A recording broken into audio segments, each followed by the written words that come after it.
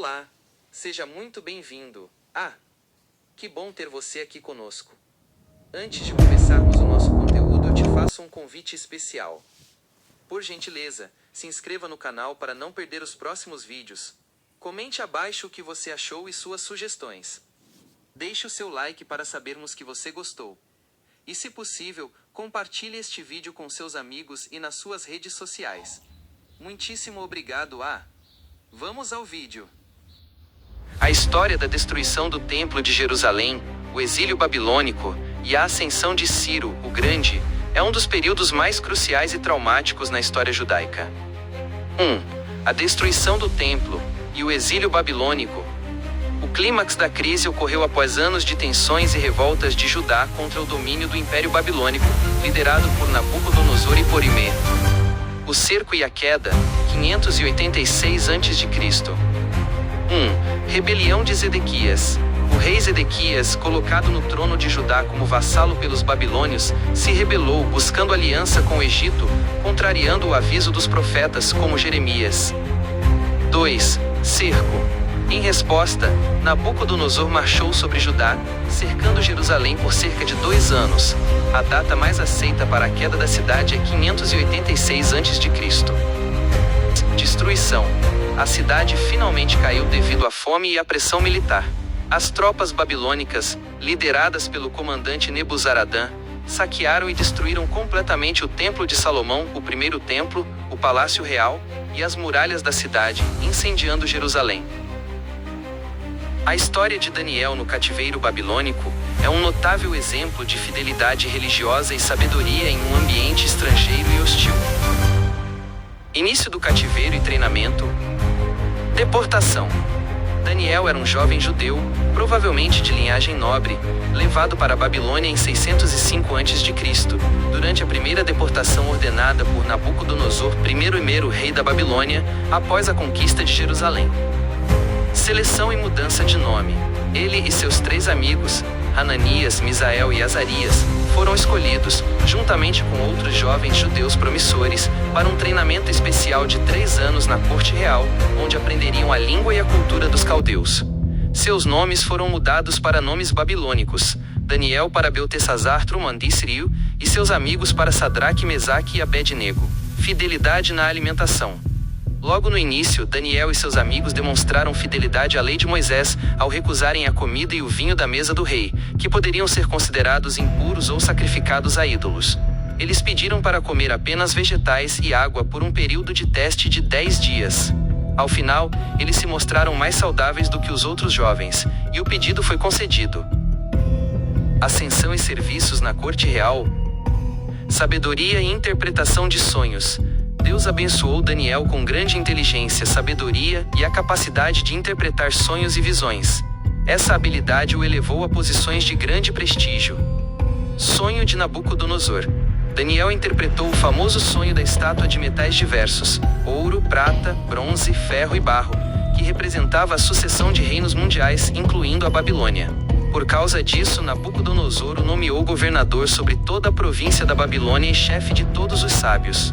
Segundo sonho de Nabucodonosor. Daniel também interpretou o sonho do rei sobre uma árvore gigantesca, que prenunciava a loucura temporária do rei. Provas de fé e proteção divina.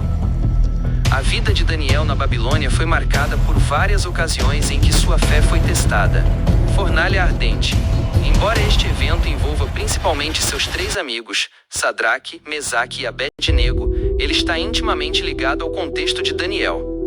Eles se recusaram a adorar uma estátua de ouro erigida por Nabucodonosor e foram jogados em uma fornalha de fogo aquecida 7 vezes mais do que o normal, mas foram milagrosamente protegidos por Deus e saíram ilesos. Escrita na parede. Muitos anos depois, durante o reinado de Belsazar, sucessor de Nabucodonosor, Daniel foi convocado para interpretar uma misteriosa escrita na parede que apareceu durante um banquete. Ele interpretou a mensagem como a queda iminente da Babilônia para os medos e persas, o que aconteceu naquela mesma noite. Cova dos Leões.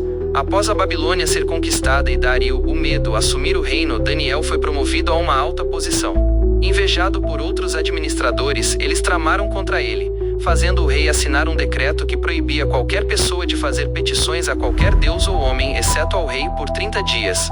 Daniel, fiel ao seu costume, continuou a orar ao seu Deus 3 vezes ao dia. Por causa disso, ele foi lançado na cova dos leões, mas Deus enviou um anjo para fechar a boca dos leões, e ele foi salvo. Profecias e legado.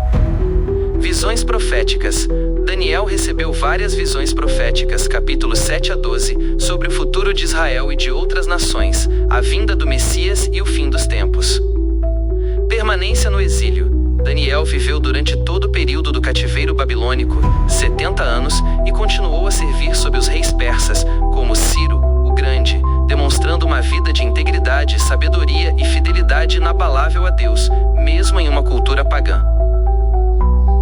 A história de Daniel demonstra a soberania de Deus sobre os reinos e a exaltação daqueles que permanecem firmes em sua fé. Os tesouros e utensílios sagrados do templo foram levados para a Babilônia. 4. Deportação. O rei Zedequias foi capturado, teve seus filhos mortos diante de seus olhos e em seguida foi cegado e levado para a Babilônia. Grande parte da população, principalmente a elite, os sacerdotes, os líderes e os artesãos, foi forçosamente deportada para o exílio na Mesopotâmia. O trauma do exílio. O período do exílio babilônico durou cerca de 50 anos, de 586 a.C. a 538 a.C. Longe de sua terra e sem o templo, o povo judeu reorganizou sua fé e identidade. Foi nesse período que o estudo da Torá e o surgimento das sinagogas, locais de reunião para oração e estudo, ganharam importância central, garantindo a sobrevivência cultural e religiosa. A ascensão de Ciro e a queda da Babilônia.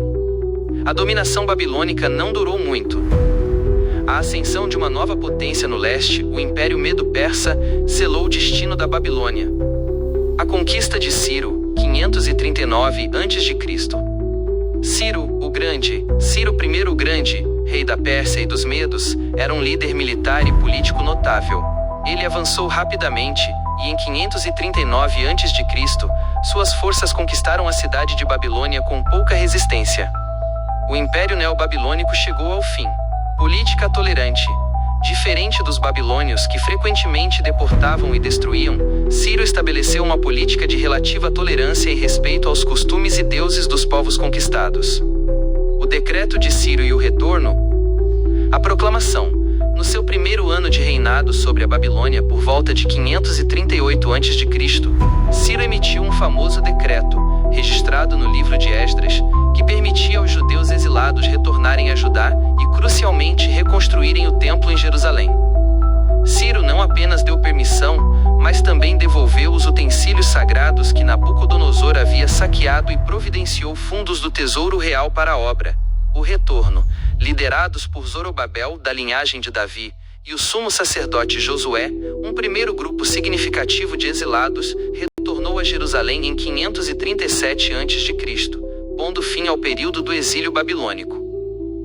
O retorno e a subsequente reconstrução do templo, que foi concluída em 516 a.C., conhecido como o Segundo Templo, marcaram o início de uma nova era para o povo judeu sob a égide do Império Persa. Obrigado por assistir. Eu espero que você tenha gostado. Não se esqueça de se inscrever e deixar o seu like. E a gente se vê no próximo vídeo. Até lá!